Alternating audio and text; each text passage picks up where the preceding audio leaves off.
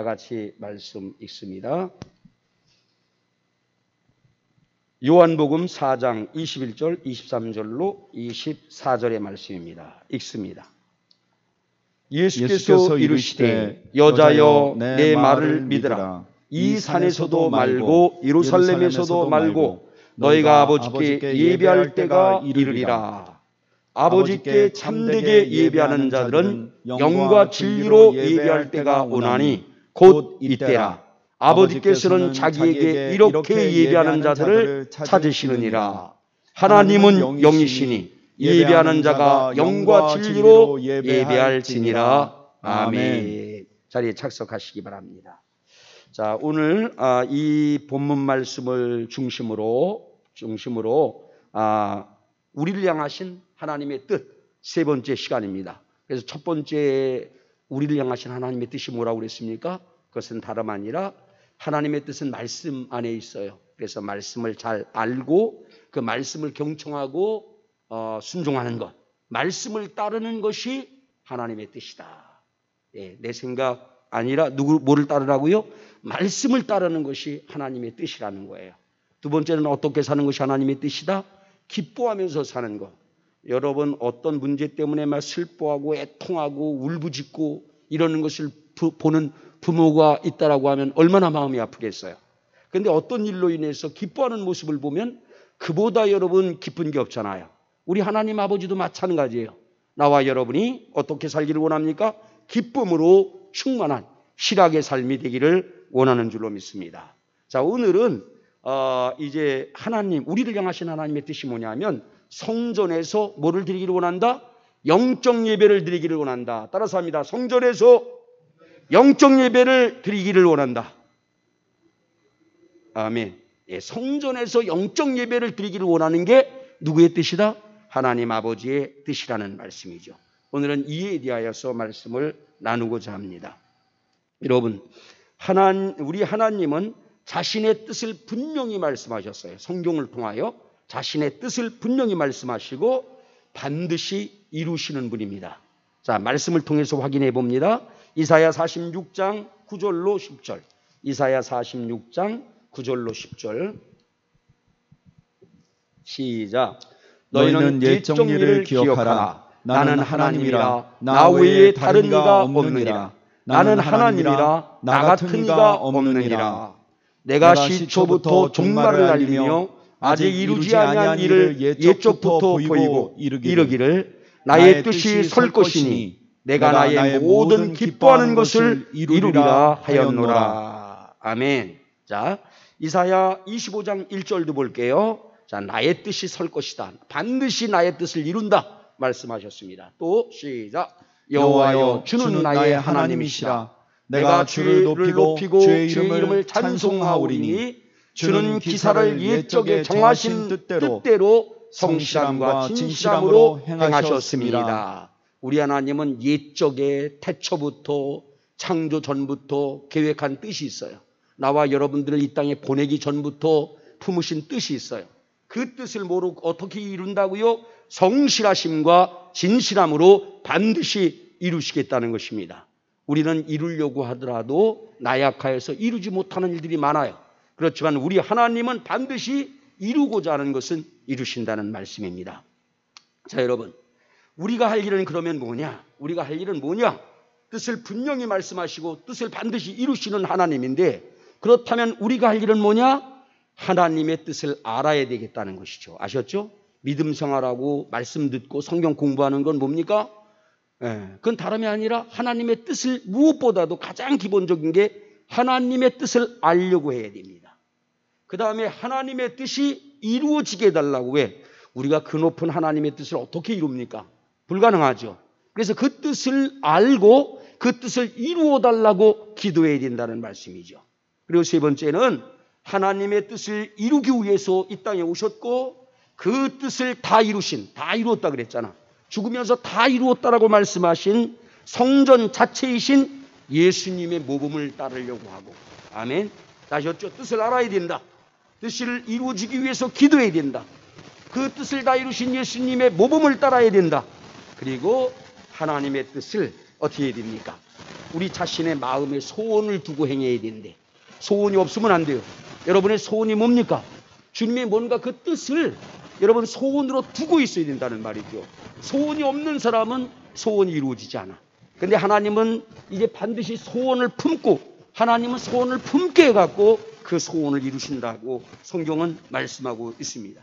우리 주님께서 그렇게 하라고 분명히 말씀을 하셨어요. 오늘 말씀한 대로 알아야 된다. 기도해야 된다. 모범을 따라야 된다. 그 다음에 뭐라고요? 마음에 소원을 두어야 된다. 말씀 봅니다. 시편 103편 20절로 22절. 시편 103편 20절로 22절 같이 시작. 능력이 있어 여호와의 말씀을 행하며 그의 말씀의 소리를 듣는 여호와의 천사들이요 여호와를 송축하라. 그에게 수종들며 그의 뜻을 행하는 모든 천군이요 여호와를 송축하라. 여호와의 지시임으로 받고 그가 다스리는 모든 곳에 있는 너희여 여호와를 송축하라. 내 영혼아 여호와를 송축하라. 천사들은 능력이 있어서 여호와의 뜻을 성취했다는 거야. 그래서 우리들에게도 뭐라고요? 여호와의 뜻을 성취하라 말씀합니다. 그러면서 그 뜻을 위해서 뭐 하라는 거예요? 우리가 이제 알게 된 주님의 말씀을 통하여서 아 이것이 하나님의 뜻이구나. 이 알게 된 뜻을 위하여 그 뜻이 이루어지게 해달라고 기도해야 된다는 거예요. 마태복음 6장 6절 같이 읽습니다. 마태복음 6장 6절 시작. 너는 기도할 때에 내 골방에 들어가 문을 닫고 은밀한 중에 계신 내 아버지께 기도하라. 은밀한 중에 보시는 내 아버지께서 갚으시리라. 아멘. 그 다음에 빌립보서 2장 13절로 14절 말씀을 봅니다. 우리가 또 주기도문에서 뭐라고 그랬어요? 주기도문에서도 하나님의 뜻이 하늘에서 이루어진 것처럼 이 땅에서도 이루어지기를 원하나이다. 뭐라는 얘기입니까? 가장 중요한 가르쳐준 기도에서도 우리에게 뭐라고 말씀하셨습니까? 뜻이 이루어지기를 위해서 기도하라는 거예요. 자, 그리고 보십니다. 소망을 품어야 된다는 거야. 같이 시작. 너희 안에서 행하시는 이는 하나님이시니 자기의 기쁘신 뜻을 위하여 너희에게 소원을 두고 행하게 하시나니. 14절. 모든 일을 원망과 시비가 없이 하라. 하나님이 뭐라고요? 우리 마음의 하나님은 소원을 두고 행하신다는 거예요. 반드시 소원이 있어야 됩니다. 하나님이 우리를 향하신 뜻은 나쁜 게 없잖아요. 너무너무 복된 것만 있지 않습니까? 그런데 그거를 어때요? 귀로만 듣고 스치는 게 아니라 내 마음의 신비에 새겨야 돼요. 이것을 간절한 소원으로 둬야 됩니다. 그럴 때 하나님은 역사하는 줄로 믿습니다. 아멘. 자, 오늘 나누고자 하는 우리를 향하신 하나님의 뜻은 뭐다? 그것은 다름이 아니라 온전히 성전을 세우고 우리 가시적인 이 성전을 온전히 세워야 돼요. 부족한 게 많아요. 이 성전을 온전히 세우고 누가 성전입니까? 요한계시록에 보니까 하나님이 성전이래. 성전을 찾아보니까 성전이 없더래. 누가 성전이냐? 하나님이 성전이라는 거예요. 어린 양이 성전이라는 거예요. 그러면서 우리도 하나님 같은 어린 양 예수님 같은 그런 성전이 되어야 된다 말씀하고 있지 않습니까? 그러니까 두 가지 중의적인 뜻이 있는 것입니다. 가시적인 핏값으로 산 성령으로 세운 이 교회 성전이 온전히 세워지고 그 다음에 성전된 우리의 동료들이 믿음 안에 있는 권속들이 온전히 세워지고 그 다음에 뭐 해야 돼요? 바른 예배를 드리는 거. 할렐루야. 이게 하나님의 뜻이에요. 성전이 온전히 세워지고 바른 예배를 드리는 것. 이것이 바로 나와 여러분을 향하신 하나님의 뜻인 것입니다. 여러분 성전이신 성삼위 하나님께서 주의 말씀과 피와 성령으로 지으시고 머리로 계신 교회에서 영적 예배를 드려라. 이게 주님의 말씀인 것입니다. 그래서 성경 속에는 어떤 사람은 어떤 왕은 어떤 시대에는 제단을 쌓고 성전을 세우고 하나님이 기뻐 흠양하시는 제사를 잘 드림으로 복을 받았다라고 하는 말씀이 성경에 부지기수로 많이 기록되어 있어요. 반대로 성경에는 어떤 사람은 어떤 왕은 어떤 시대에는 우상 숭배가 만연했고 그리고 하나님의 몸된 성전을 외면하고 하나님이 기뻐하는 예배 제사를 드리지 않았기 때문에 어떤 시대 어떤 사람 어떤 왕은 저주를 받았고 멸망했다라고 하는 말씀이 성경의 역사서 속에 여러분 이제 사무엘상하 열왕기상하 역대상하 등 역사서 속에 그리고 이사야나 예레미야 등 예언서 속에 부지기시로 기록된 것이 이 말씀인 것입니다. 자, 오늘은 그런 많은 말씀들 가운데 하나인 사무엘서에 나오는 엘가나의 가문, 따라서 합니다. 엘가나의 가문과 엘리 가문에 대한 말씀을 서로 대비하면서, 아까 얘기했잖아. 개인이든 왕이든 시대든 하나님 성전에서 제단에서 예배를 잘 드렸느냐 드리지 않았느냐, 이것들이 생사복을 갈랐다는 거예요. 자, 그래서 이 말씀 가운데 하나야. 그런 게 부지기수로 많아요. 자, 엘가나의 가문과 엘리 가문을 대비하면서 말씀을 나누고자 합니다. 자, 먼저 보십시오. 먼저는 레위 지파요, 아론의 후손인, 여러분 이제 성전과 아론의 후손, 그러니까 믿음의 로얄 패밀리잖아요. 레위 지파예요. 레위 지파. 오늘날 얘기하는 목사의 가문이라고 볼 수 있어요. 레위 지파죠. 아론의 후손입니다. 그게 누구라고요? 엘리 가문이야. 그게 바로 엘리 가문이에요. 그런데 그 가문은 어땠는가? 이 부분에 대하여 어땠는가? 이거를 살펴보자는 것입니다. 여러분 먼저 봅니다. 사무엘상 2장 12절로 17절. 엘리 제사장의 두 아들에 관해서, 그러니까 엘리가 대제사장이야. 엘리의 아들들도 뭡니까? 평신도가 아니에요. 제사장입니다.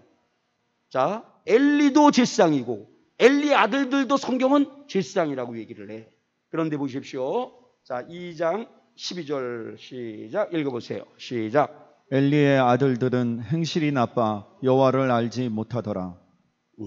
그 제사장들이 백성에게 행하는 관습은 이러하니 17절까지 곧 어떤 사람이 제사를 드리고 그 고기를 삶을 때에 제사장의 사환이 손에 3살 갈고리를 가지고 와서 그것으로 냄비에나 솥에나 큰 솥에나 가마에 찔러 넣어 갈고리에 걸려 나오는 것은 제사장이 자기 것으로 가지되 실로에서 그곳에 온 모든 이스라엘 사람에게 이같이 할 뿐 아니라 기름을 태우기 전에도 제사장의 사환이 와서 제사 드리는 사람에게 이르기를 제사장에게 구워드릴 고기를 내라.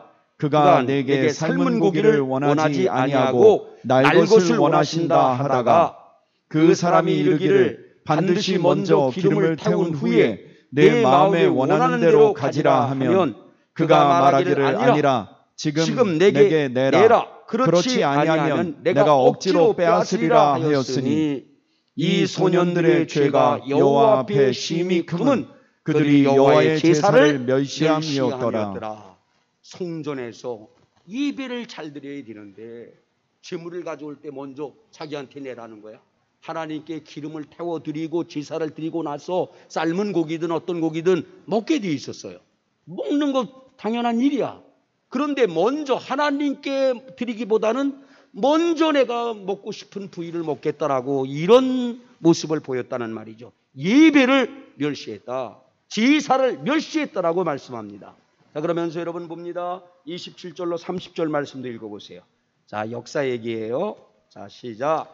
하나님의 사람이 엘리에게 와서 그에게 이르되 여호와의 말씀에 너희 조상의 집이 애굽에서 바로의 집에 속하였을 때에 내가 그들에게 나타나지 아니하였느냐. 계속. 이스라엘 모든 지파 중에서 내가 그를 택하여 내 제사장으로 삼아 그가 내 제단에 올라 분향하며 내 앞에서 에봇을 입게 하지 아니하였느냐.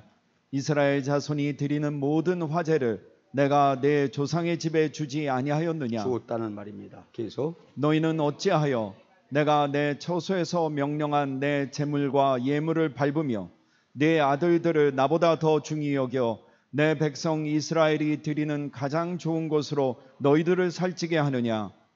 그러므로 이스라엘의 하나님 나 여호와가 말하노라. 내가 전에 내 집과 내 조상의 집이 내 앞에 영원히 행하리라 하였으나 이제 나 여호와가 말하노니 결단코 그렇게 하지 아니하리라. 나를 존중히 여기는 자를 내가 존중히 여기고 나를 멸시하는 자를 내가 경멸하리라. 이렇게 제사를 우습게 여겼다는 거야. 여러분, 목사도 제사장이지만 여러분들도 다 성경 예수 이후에 뭐라고 말합니까? 왕 같은 제사장이라는 거예요. 목사, 목회자뿐만 아니라 여러분 모두들도 이렇게 성전을 소중히 여기고 예배를 귀중히 여기기를 예수님의 이름으로 축복합니다. 결코 멸시하면 안 된다는 말이야. 작다고 뭐 어떻다고 멸시하면 안 돼요. 예배를 우습게 여기면 안 됩니다. 항상 존중해야 될 줄로 믿습니다. 예배를 존중하는 것이 하나님을 존중하는 것입니다.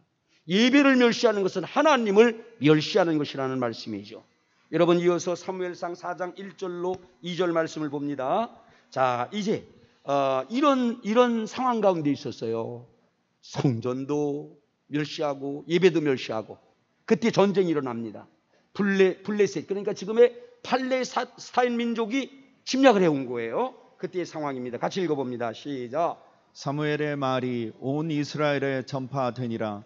이스라엘은 나가서 블레셋 사람들과 싸우려고 에베네셀 곁에 진치고 블레셋 사람들은 아벡에 진쳤더니 2절. 블레셋 사람들이 이스라엘에 대하여 전열을 벌이니라. 그 둘이 싸우다가 이스라엘의 블레셋 사람들 앞에서 패하여 그들에게 전쟁에서 죽임을 당한 군사가 4,000명 가량이라. 전쟁이 있었는데 블레셋에게 침략을 당하고 이스라엘이 4,000명이나 죽게 되었다라는 것이죠. 자, 이게 이런 문제가 생겼다는 말이죠. 삶 속에 문제가 생겼다는 말이야. 문제가 생겼다.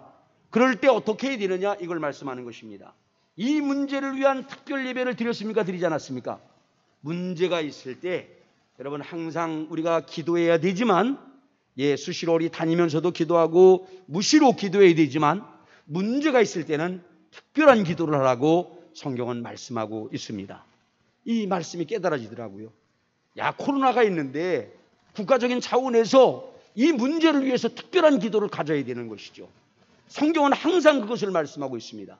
침략을 당할 때, 어떤 문제가 있을 때 백성들과 함께 지도자들이 뭐 했다? 항상 성전에서 아니면 제단에서 모여서 기도했다는 말이죠. 근데 이들은 기도하지 않았다는 겁니다. 당시 엘리와 그의 아들들 옴니와 비느하스는 그렇게 성도들을 모집해서 특별 예배를 드리지 않았다는 거예요. 그래서 저는 그런 생각을 해요. 야, 하나님 죄송합니다, 이런 마음을 가지면서 이제 다음 주가 종려 주간 고난 주일이잖아요. 고난 주간이잖아요. 그런데 뭐를 드려야겠다? 만찬도 이제 둘째 주간은 만찬도 할 겁니다. 우리 김영호 목사님이 설교를 하고, 그 다음에 잠깐, 우리 인원 많지 않으니까 시간은 많이 걸리지 않겠지만 뭐를 해야 되느냐면 만찬을 하려고 그래요. 예수님의 죽음과 피 기념하는 만찬을 하고, 그 다음에 그 주간에 있지 않습니까? 수요일, 목요일, 금요일을 3일 동안 저녁에 모이려고 그래요. 시간은 다음 주에 알려드릴게요. 그래서 예배를 드리려고 합니다. 특별 예배예요. 우리라도 드려야겠어. 말씀을 통해서 깨닫게 하셨으니까. 이래야 되는데 이걸 깨닫게 하셨어요. 대단한 일 같지 않지만 이게 중요한 거야. 하나님께서는 깨닫게 하셔서 원하시는 것들을 마음에 소망을 두고 역사하시니까, 여러분 우리가 그렇게 이 고난의 기간 동안에, 사순절 기간 고난의 기간 동안에 뭐 해야 되느냐? 특별 기도를 해야 되겠다는 것입니다. 이 엘리와 옴니와 비나스는 뭐 했다? 이런 문제가 있었는데도 불구하고, 4,000명의 사람들이 죽었는데도 불구하고 그 전에 특별한 예배를 드리지 않았어요. 후에도 회개하며 기도를 하지 않았다는 말씀입니다. 예배를 소홀히 여겼다는 거야. 기도도 예배의 5대 요소 가운데 하나 아닙니까? 자, 그리고는 보십시오. 선조들이 그리고는 어떤 신앙을 가졌느냐 하면은, 선조들이 출애굽을 할 때 어떻게 했습니까? 출애굽을 할 때 광야에서 40년 지내고 약속의 땅으로 갈 때 뭐를 앞세웠습니까? 요단강을 건널 때 제사장들이 법궤를 메고 어떻게 했습니까? 그 요단강을 건넜는데 이것만 따라서 하는 거야. 그러니까 뭐냐면은 그런 요단을 건넜던 사건을 형식적으로만 따라했다는 말입니다. 성막과 성전에서 예배와 기도는 드리지 않고 형식적인 종교 행위만 했다는 것이죠. 문제가 있으면 기도하라는 거야. 특별한 문제가 있으면 특별한 기도를 하라는 것입니다. 그런데 형식적인 행위만 따라서 했다는 말이죠. 여러분, 그렇습니다. 이제 그 결과를 보겠습니다. 그 결과 어떻게 되었습니까? 4절 말씀, 4절 시작. 이에 백성이 실로 사람을 보내어 그룹 사이에 계신 만군의 여호와의 언약궤를 거기서 가져왔고, 엘리의 두 아들 옴니와 비느하스는 하나님의 언약궤와 함께 거기에 있었더라. 이렇게 옴니와 비느하스가 예전에 봤잖아, 알고 있잖아요. 그래서 그 언약궤를 언약의 말씀이 들어있는 항아리가 들어있는 만나가 들어있는 항아리가 들어있는 그리고 아론의 지팡이가 들어있는 이 언약궤를 이제 이 두 아들들이 말이죠. 이걸 앞세웠다는 말이야. 그런 종교적인 행위를 따라한 거야. 자, 무능하지 않고 하나님 아버지 옆에 바른 예배, 그 시점에서 주님이 원하는 특별한 기도는 드리지 않고 그랬다는 말씀이죠. 자, 여러분 근데 블레셋 사람들은 어떻게 했느냐? 9절 말씀 같이 일사각오로 9절 말씀을 보세요. 근데 블레셋 사람들은 막 언약궤가 와. 이 사람들도 막 놀라는 거예요. 그 앞전의 말씀을 보면은 막 놀래어갖고 어쩔 줄 몰라. 그러면서 이런 일사각오로 지금 우리가 전쟁해야 된다. 보십시오. 시작. 너희 블레셋 사람들아 강하게 되며 대장부가 되라. 너희가 히브리 사람의 종이 되기를 그들이 너희의 종이 되었던 것 같이 두지 말고 대장부같이 싸우라. 이 사람들은 일사각오를 갖고 이 사람들은 형식적인 언약궤를 앞세우고 오는 거야. 가짜 믿음으로다가는 이길 수 없어요. 진실로 믿으면 승리합니다. 주님께서 원하는 것에 순종하면 승리합니다. 그러나 종교적인 행위 갖고는 승리할 수가 없어요. 그리고 이들은 일사각오를 갖고 그들이 지금 우리의 종이지만 우리가 이 전쟁에서 지면 우리가 종이 된다. 그러니까 죽을 각오로 싸워야 된다. 이런 싸움을 하게 되었더라는 말이죠. 자, 그래서 여러분 어떻게 됩니까? 그러나 이스라엘은 그런 각오도 없었습니다. 작전도 없이 비정상적인 선민의식과 기복적인 신앙으로 예수 그리스도를 상징하는 말씀이 든 법궤만 결과적으로 어떻게 되었습니까? 뺏기게 됐다는 말이죠. 여러분, 우리는 이런 쓸데없는 선민의식을 갖고 요행을 발해서는 안 되는 것입니다. 기복적인 신앙을 갖고 요행을 발해서는 안 되는 거예요. 여러분, 이게 누구를 상징한다라고요? 법궤는 말씀을 상징하는 거야. 예수님을 상징하는 거예요. 예수님을 빼앗겼다, 잃어버렸다는 것입니다. 자, 그 다음에 봅니다, 여러분. 그리고 엘리 제사장의 두 아들 옴니와 비느하스는 어떻게 됩니까? 그 전쟁에서 죽임을 당하고 맙니다. 뭐를 경히 여겼다? 제사장임에도 불구하고 성막을 경히 여기고 하나님께 드리는 제사를 예배를 경히 여겼다는 거야. 기도하지 않았다는 거야. 기도해야 되는데. 자, 그래서 어떻게 됐다라고요? 전쟁에 패하게 되고 언약궤도 빼앗기게 되고 그들이 죽임을 당하게 되었더라고 말씀합니다. 그런데 그것으로 그치지 않았다는 말씀이에요. 그것으로 그치지 않았다. 17절 말씀을 봅니다. 17절 말씀. 한 전령이 전장에서 소식을 갖고 엘리 제사장에게 알려줍니다. 달려와 갖고 읽어봅니다. 시작.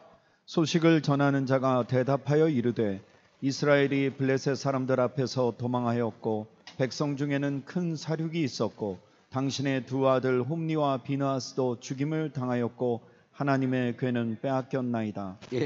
이런 전장에서의 소식을 아버지 누구에게? 엘리에게 알려준 거예요. 엘리 제사장에게.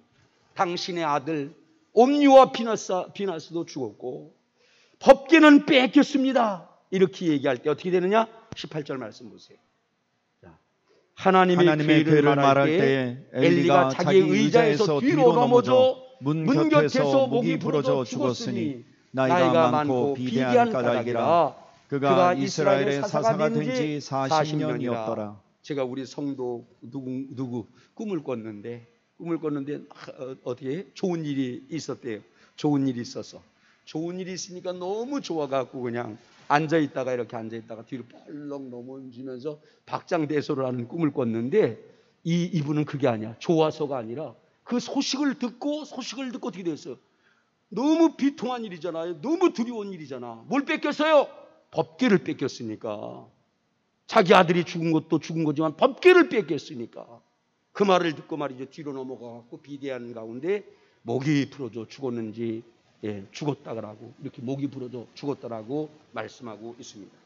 자, 그런데 하나님의 성막을 경히 여기고 예배를 기도를 경히 여긴 이 가문의 저주는 이거로 끝나지 않았다는 말이죠. 또 봅니다. 자, 봅니다. 뒤에 있는 말씀입니까? 그 아름다운 신앙의 우리 하나님은 이제 이렇게 말씀을 하고 계십니다. 자, 보십시오. 또 그 뒤에 있는 말씀 봅니다. 19절 22절.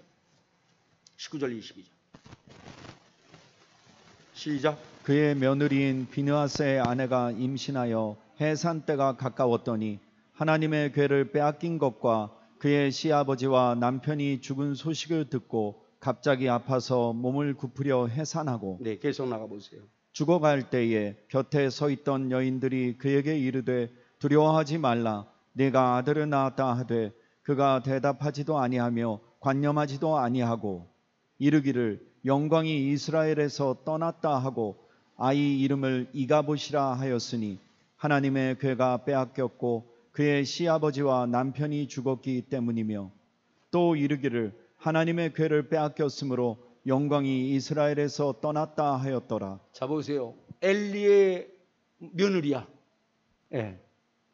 자기 이제 며느리가 잉태를 해갖고 바로 그때 아기를 낳게 됩니다. 아기를 낳게 되는데 이런 비보를 다 들은 거예요. 전자에 말씀드렸던 비보를 들은 거야. 언약궤를 빼앗겼다라고 하는 비보를 듣습니다. 남편이 죽었다라고 하는 비보를 듣습니다. 그러니까 이게 상관에 있던 여인들이 당신이 아들을 낳았다라고 기뻐하니까 거기에는 관념치도 않고 생각지도 않고 뭐라고 얘기합니까? 이가봇이라고 절규하고 가시나무 새처럼 거기서 죽어버려요.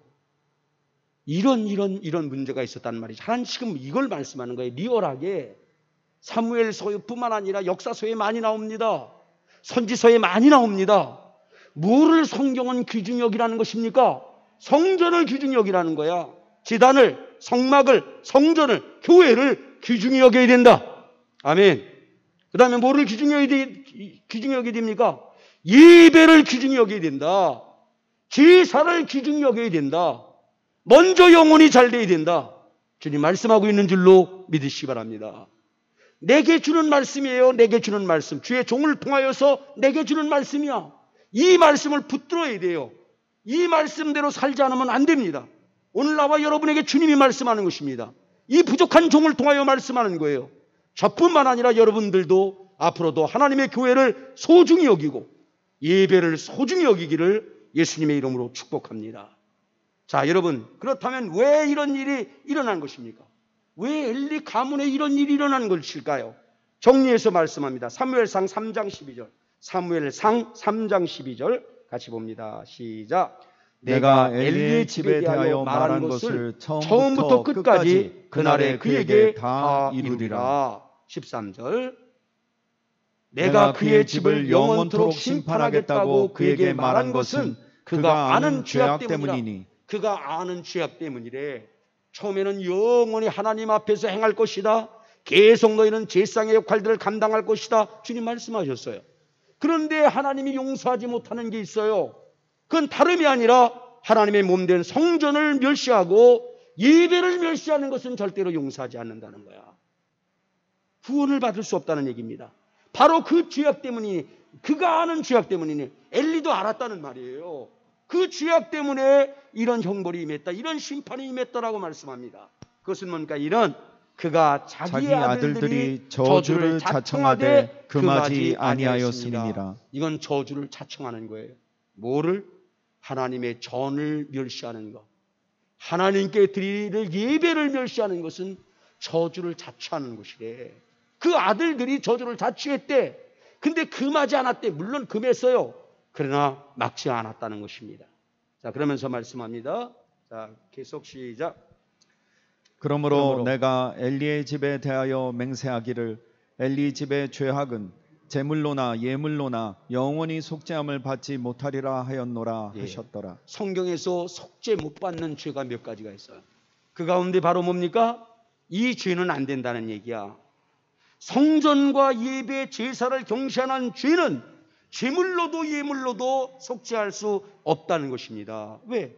아니 성전을 멸시하는데, 예배를 멸시하는데, 멸시하는 예배를 드려봤자, 멸시하는데 예물을 드려봤자 소용이 없다는 거예요. 존중할 때 역사가 일어납니다. 이거는 사함 못 받는다는 거야.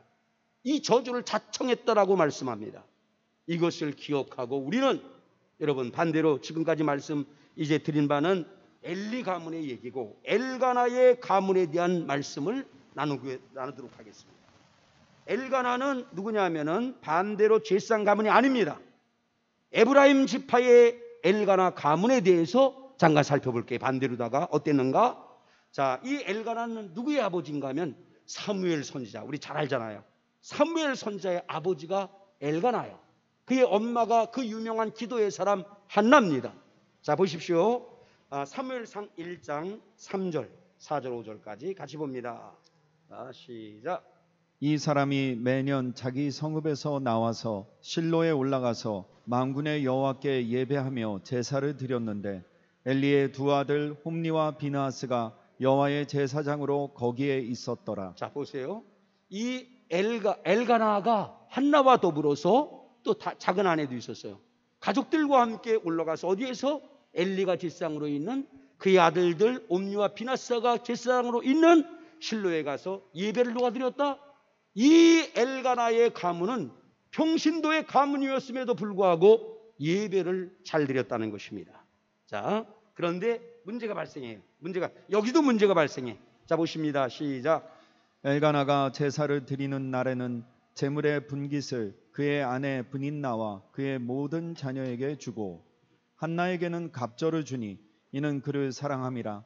그러나 여호와께서 그에게 임신하지 못하게 하시니. 이 집안에 문제가 발생했다는 말이죠. 엘가나의 두 번째 아내 브닌나가, 자, 이 뒤에 있는 말씀을 보면 그래요.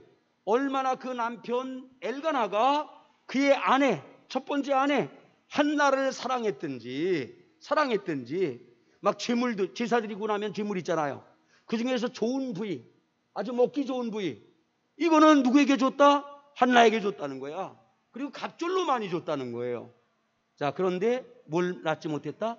아기가 없었다는 겁니다. 부유하고 믿음도 좋고 남편의 사랑도 그렇게 큰 사랑을 받고 있는데 문제는 뭐냐? 아기가 없었다는 거예요. 아기가. 자, 그래서 여러분 그 뒤에 있는 말씀을 봅니다. 6절. 자, 시작. 여호와께서 그에게 임신하지 못하게 하심으로 그의 적수인 브닌나가 그를 심히 격분하게 하여 괴롭게 하더라. 그래서 이제 아내가 둘이 있었으니까 다른 아내가 이제 격분하게 했다는 얘기예요. 무슨 말이냐면은 엘가나의 두 번째 아내 브닌나가 아니 그렇게 열심히 제사를 잘 드리고 남편 사랑도 독차지하는데 아니 왜 아들은 못 낳노? 이렇게. 그러니까 얼마나 열받겠어요. 늘 그게 소망이었는데 그 집안의 그들의 문제는 가장 그게 큰 문제였는데 아이를 못 낳는 문제인데 아니 제사를 그렇게 열심히 잘 드리면서 남편의 사랑은 독차지하면서 왜 아기는 못 낳노?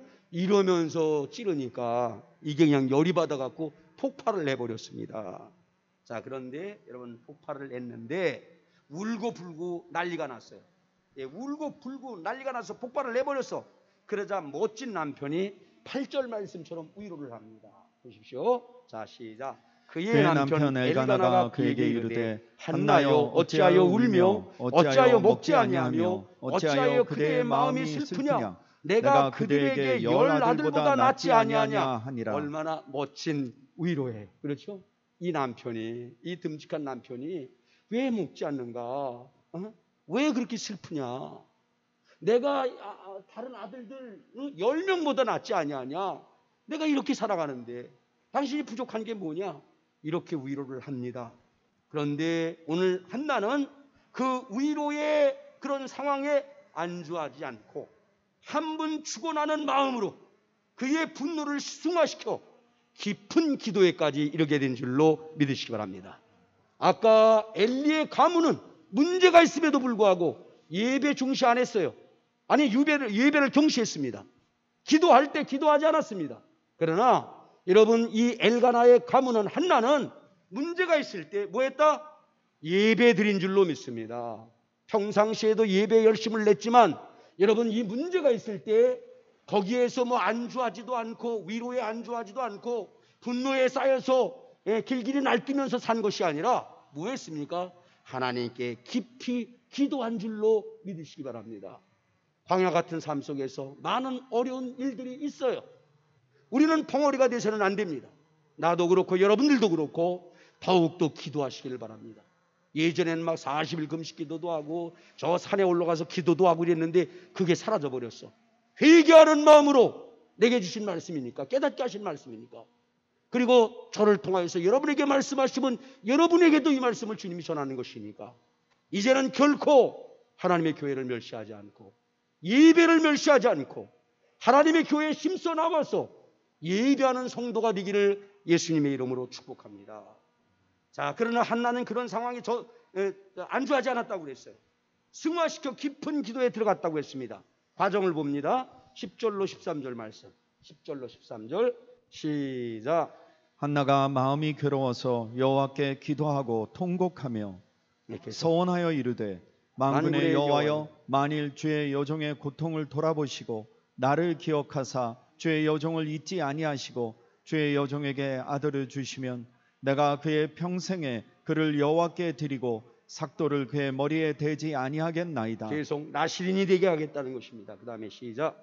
그가 여호와 앞에 오래 기도하는 동안에 엘리가 그의 입을 주목한즉 한나가 속으로 말하며 입술만 움직이고 음성은 들리지 아니하므로 엘리는 그가 취한 줄로 생각한지라.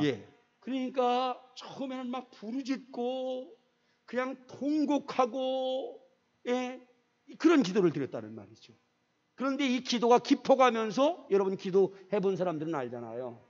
기도가 깊어가면서 입술만 움직이는 그런 기도, 영으로 하는 기도를 하게 됐더라는 말이죠. 엘리 제사장이 이해할 수 없는 깊은 기도의 세계까지 들어갔다는 말입니다. 자, 그래서 14절로 15절 말씀 볼게요. 14절 15절 시작. 엘리가 그에게 이르되 내가 언제까지 취하여 있겠느냐, 포도주를 끊으라 하니 한나가 대답하여 이르되 내 주여 그렇지 아니하니이다. 나는 마음이 슬픈 여자라 포도주나 독주를 마신 것이 아니요 여호와 앞에 내 심정을 통한 것뿐이오니. 이렇게 엘리 제사장이 오해했지만 나는 이런 기도를 드린 것입니다라고 말을 합니다. 여러분, 이제 자신의 오해를 미안하다고 생각한, 그런데 변변치 못한 제사장 엘리가 그런데 뭐라고 얘기를 해요? 그 뒤에 보니까 미안하잖아. 엘리 제사장이 이 상황을 모르니까 미안해. 미안하게 생각하는 변변치 못한 제사장이 17절처럼 말씀을 해요.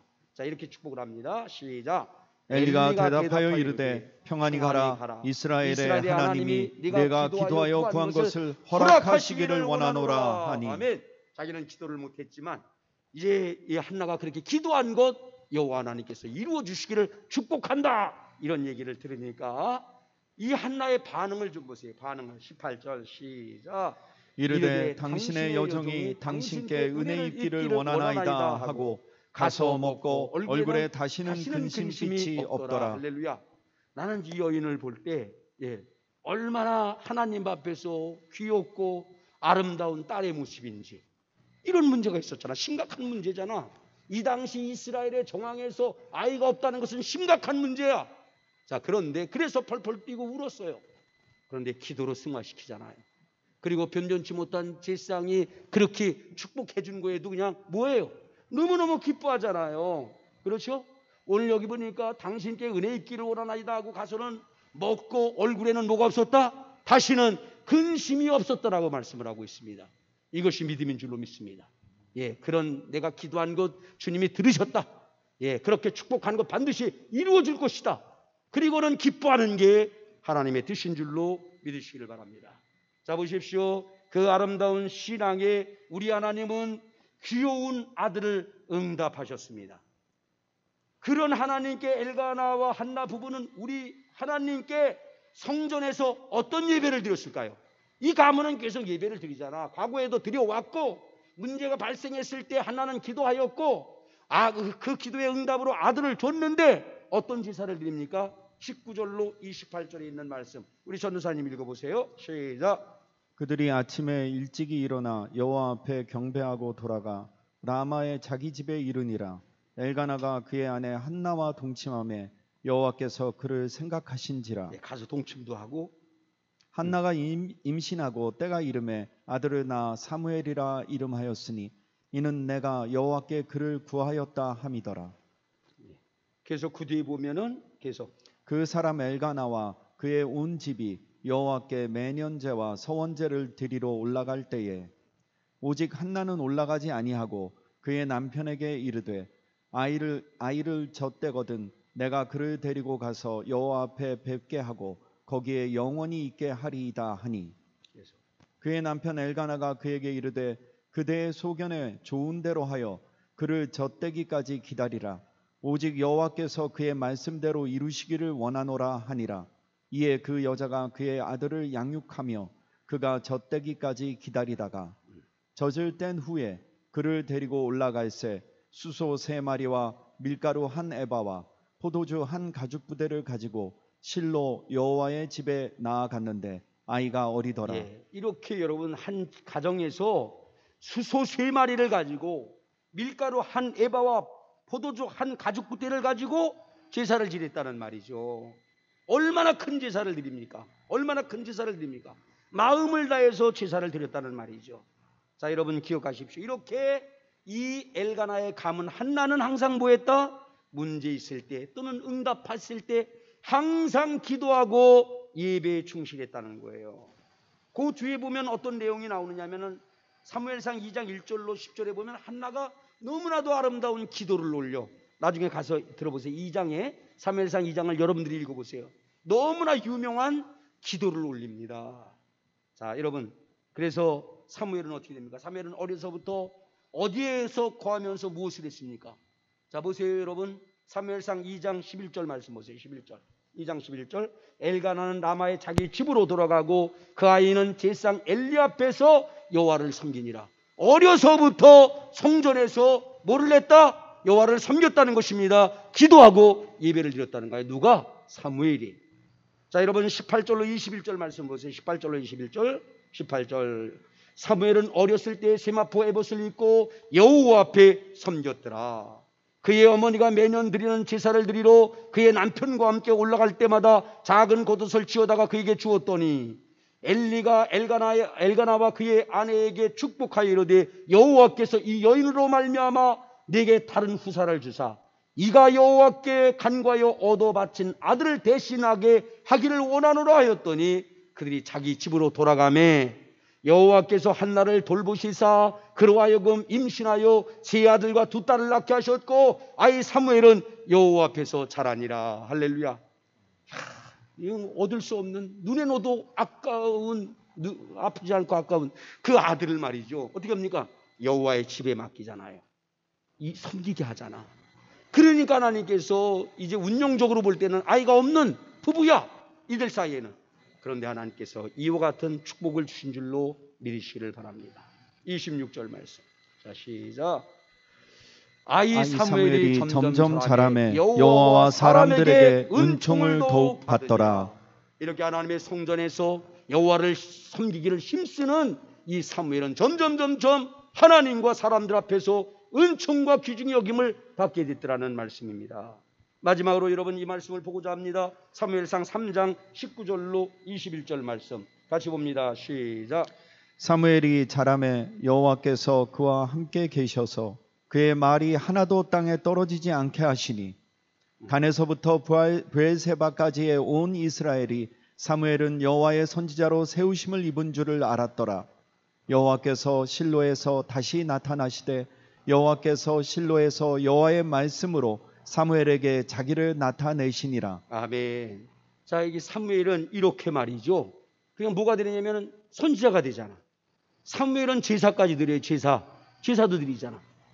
레위 지파가 전담했던 제사도 누가 드렸다?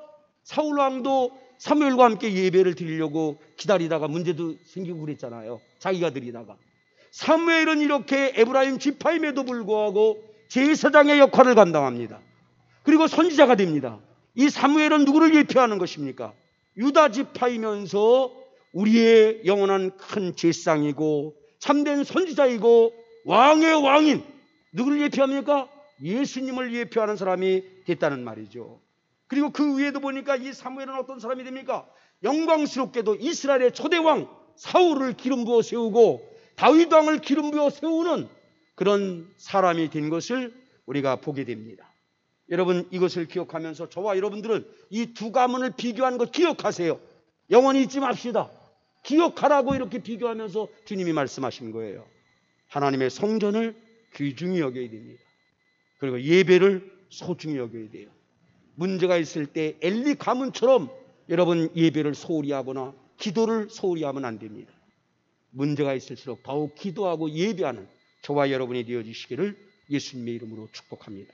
그것이 우리를 향하신 하나님의 뜻입니다. 이 말씀 읽고 말씀을 마칩니다. 베드로전서 2장 4절로 5절 말씀. 베드로전서 2장 4절로 5절. 사람에게는 버린 바가 되었으나 하나님께는 택하심을 입은 보배로운 산 돌이신 예수께 나아가 너희도 산 돌같이 신령한 집으로 세워지고 예수 그리스도로 말미암아 하나님이 기쁘게 받으실 신령한 제사를 드릴 거룩한 제사장이 될지니라. 아멘. 하나님 아버지 감사합니다. 우리가 부족하고 연약하나 예수 그리스도를 통하여서 왕같은 제사장으로 아버지 하나님 택함을 받게 하심을 감사합니다. 선지자된 백성이 되게 하심을 감사합니다. 엘리처럼 소홀하지 않게 하여 주옵시고 아버지 하나님 엘가나와 한나처럼 아버지 하나님 사무엘처럼 하나님 성전을 사모하게 하시고 성전에서 아버지 예배드리기를 기뻐하는 우리가 되도록 축복하여 주옵소서. 그래서 엘리 가문의 한나에게 사무엘에게 주신 은혜와 복으로 성도들과 함께하여 주옵소서. 축복하옵고 예수님의 이름으로 기도드리옵나이다. 아멘. 우리 찬양합니다. 복음송 203장입니다. 복음송 나의 힘이 되신 여호와여. 오늘 말씀대로 성전을 사랑하고 그리고 예배에 힘쓰는 성도들에게 우리 하나님은 힘이 되십니다. 도와주실 줄로 믿습니다. 찬양합니다. 복음송 203장. 좀 빨리 합니다. 나의 힘이 되신 여호와여, 내가 주님을 사랑합니다. 주는 나의 반석이시며 나의 요새시라. 주는 나를 건지시는 나의 주, 나의 하나님, 나의 피할 밤이시요 나의 방 되시라. 나의 하나님, 나의 하나님, 구원의 뿌리시요 나의 산성이라. 나의 하나님, 나의 하나님, 그는 나의 여호와, 나의 구세주신 여호와여, 나의 생명이신 여호와여. 내가 주님을 찬양합니다.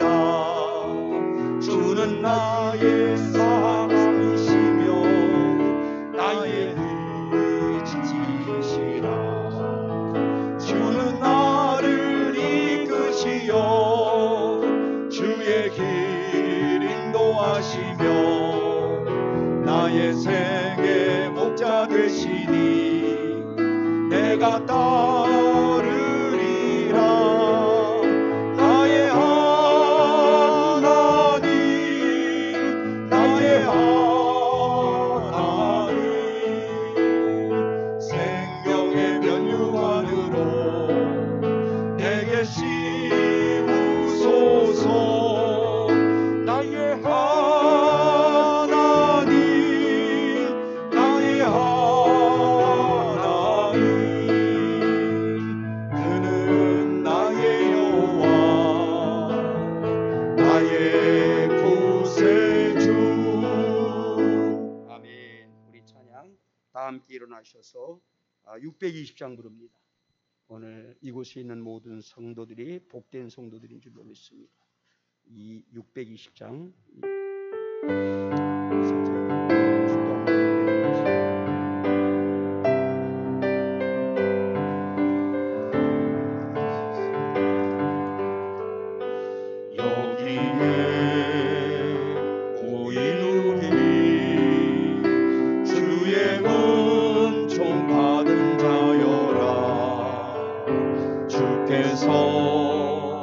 이 자리에 함께 계심을 아노라. 언제나 주님만을 찬양하며 따라가리니 시험을 당할 때도 함께 계심을 믿노라. 이 믿음 더욱 굳세라. 주가 지켜주신다. 어두운 밤에도 주의 밝은 빛 인도하여 주신다. 주님이 뜻하시니 헤아리기 어렵더라도 언제나 주 뜻 안에 내가 있음을 아노라. 사랑과 말씀들이 나를 더욱 새롭게 하니 때로는 넘어져도 최우승 일을 믿노라. 이 믿음 더욱 굳세라. 주가 지켜주신다.